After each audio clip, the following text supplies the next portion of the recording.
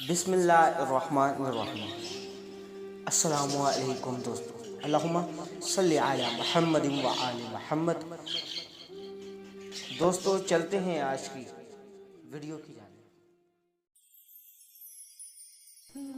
रसूल खुदा पैगम्बर इस्लाम सल्लल्लाहु अलैहि व आलिहि वसल्लम ने फरमाया है कि जिसने कसरत से इस्तग़फ़ार किया, खुदा उसको हर गम से निजात तो अनायत और ज़हमत से रहाई और ऐसी जगहों से रिज़्क़ अता करता है जहाँ से वहमो गमान भी ना हो।